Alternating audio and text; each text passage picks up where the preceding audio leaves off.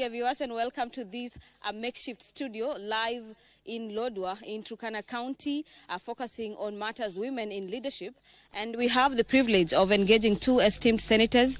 I'm speaking about Senator Veronica Maina as well as Senator Hamida Kibwana. They'll be telling us 1, 2, or 3 insightful comments in regards to matters women in leadership in the country. Welcome very much, senators on set. And to just start us off, Senator Veronica Maina, I'll be starting with you. I understand that women senators under the umbrella of Kiwosa, you met women leaders drawn from this particular county and beyond. Could you probably tell us what that meeting was about in a nutshell and some of the resolutions? Good morning, viewers, and thank you very much, members of the Fourth Estate, for having us here this morning, especially in the far-flung county of Turkana, where we have met the great people of Turkana County, and they have received us very well. And yes, we had a meeting, a very inspiring meeting with members of county assemblies and leaders drawn from Turkana County and Trans Nzoia County, the women leaders. And we also had the First Lady of Turkana County. We are glad she graced the occasion. And we had a moment to have a conversation, a candid conversation and a capacity building session where we looked into how women can become more effective in their legislative mandate, in their oversight mandate at the counties, and also in their representation mandate, and how women can garner those seats in competitive politics and be able to retain those positions even after they have been able to garner the seats from their respective wards or respective constituencies or counties. So we had a very good conversation, and it's amazing and sometimes shocking to see the kind of things that women leaders have to go through in order to retain those seats and even to continue being successful or to continue being effective in executing their mandate. But we'll be having the conversation. At least we have Kiwosa Chair is with us here. Ideally, she should be the one that is giving the overarching resolutions of Kiwosa on that day. But we continue on with the conversation. Could you probably tell us what is the essence or what is the significance of these two aspects, the aspect of networking and mentorship for women who are seeking leadership positions? Thank you very much for having me here. Truly, we found ourselves engaging in challenges. Our discussions most of the time revolved in challenges, but we are so happy. In fact, we are glad that we are in this position to empower the women or to give them that space. One, we realize that access to support, any leadership support, you know, they're not receiving any support. Should I say from the men? There's cultural barrier. So, for example, we had one MC. We only have in Turkana. There's only one MCA elected. They even had to nickname her Mama Nimoja because, like, the barrier, the cultural barrier, you know, it comes in between. It disconnects, you know, the men from the women. So in such tribal and in such tribal, you know, position, you may find that getting the men, they only do lip service, but then getting the men to support the women, it is a problem. So we are trying to get the women to support the women. We discussed about the limited support that they're getting, you know. But then this was so enlightening and empowering because we are telling them, look, we are here to engage, we are here to empower you, we are here to support you, we are here to do anything necessary that we can work together. Of course, the oversight, what we do as in the Senate is oversight, and it actually duplicates exactly what they do at the county level. So I mean, with that kind of support, so you end up the involvement with them, the involvement of the women leaders in the county is quite limited. So you may find in terms of statements, motions and bills, they are unable to articulate, they are unable to get that support. So that's what we are trying to do. But then with the support that we are getting, in fact, right now we'll be getting grants from different organizations, development partners, that now will be able to reach out and also to trickle down the same kind of support from them to the others. What we are fighting for is the same women. Now that we had only one MCA, we are hoping that next time we are going to have at least 6 or 8 elected MCAs. So this is the kind of support that we are trying, to give them for now. Senator Veronica Maina, Senator Hamida mentions the aspect of cultural barriers, and that the slogan here is Mama is Moja, and that particular challenge is not just a challenge in Turkana County, is equally a challenge that, so to speak, cuts across the country. As women elected and nominated senators, and also under the umbrella of Kiwosa, probably what are the measures you are looking into putting in place to ensure that this particular notion that women cannot be leaders is sort of done away with, and probably moving forward we have the electorates electing more women into competitive politics? It's a very interesting conversation, and I first want to laud you for inviting us to do a conversation and a debate on women matters, because many times when I have had interviews or conversations, it's been other topics, but then we throw in a sentence or two about women. So first of all, the dedication of this airspace to women by itself is empowering to women, because the gender question is a little bit more complex than we can care to imagine. When we talk about gender stereotypes, they are cross-cutting, actually not just in Kenya, not just in the 47 counties. They are cross-cutting in Africa, and they are cross-cutting even across the continents, because you will find even the black woman, the African-American woman, has issues within America where you would expect, the United States of America, where you would expect women to be way much more empowered.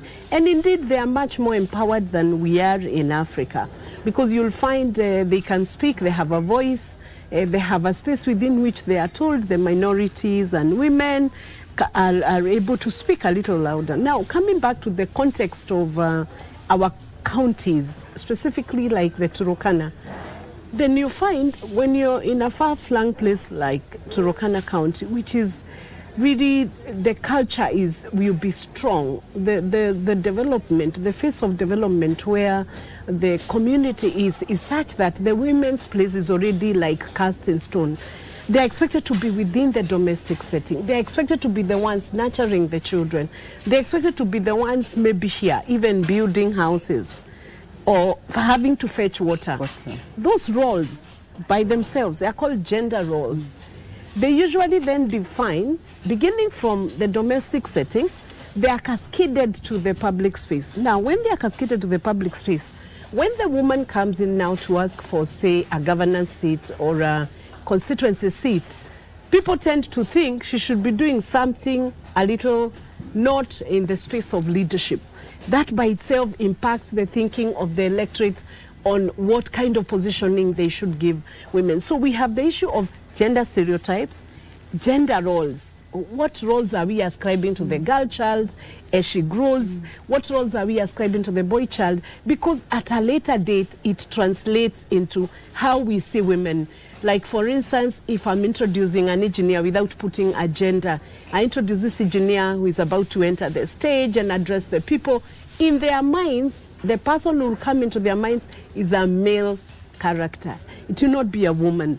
Or if I'm introducing a pilot for this big jet, Boeing what, the mind brings into focus a man. Now, when you introduce a governor sometimes, and we are saying the position of a governor needs to be occupied, you will find the society, because of the thinking, the cultural stereotypes of what women should be doing, what women should not be doing, then they think, because decisions in this community are done by elders, who many times will be male, then it means the person who should be in a leadership position to make decisions that impact on a community will be a male. So we have a heavy job as KBC and many women leaders, because we need to sort of rethink. What do we think about these stereotypes? What are you casting your daughter at home to do? And now when the woman enters the space, I know you are conversant with this cliche that women leaders usually say, when you enter a boardroom, don't even serve tea to anybody. Just take your cup of tea and go, because people might see you like you should be doing those roles of the girl who carries the tea girl. That is what you should be, not a manager making decisions. Normally women will say that because they are thinking maybe by putting that cup of tea, then I'm going to be seen as, I'll reduce my role as a manager in this institution. So maybe there are many issues that we need to discuss about the stereotypes. And then there is a harder question. When now women come out and they are strong and they are leaders, then they are asked, do women want to become men? In fact, that is one study I've been wanting to do and write. Do women want to become men? Indeed, it's a question that needs to be answered both by women and by men. Because men think that when women come asking for these positions and equal opportunities, then they want to become like men. And maybe that's not the case. Women may not want, I don't want to become a man. I want to be a leader as a woman and to be celebrated as a woman leader, not as a male. So there are many aspects, many perspectives, but it's good you've dedicated space to discuss gender matters. Certainly. You have had women being told you are not as strong leaders as compared to your male counterparts. What has worked for you specifically in this case? One, I should say it's a high time that, or it's long overdue, that women should support women. Because, of course, the discrimination part of it for women, and also men at times, they do lip service on supporting women. But then women should support women, and we should be strong enough. And I like what Senator Veronica is saying, that we need to be in there, we need to make our voice heard. Some of us are very new in politics, but then I'm realizing, hey, you know, you need to scream out, you need to shout out, you know, for you to be heard.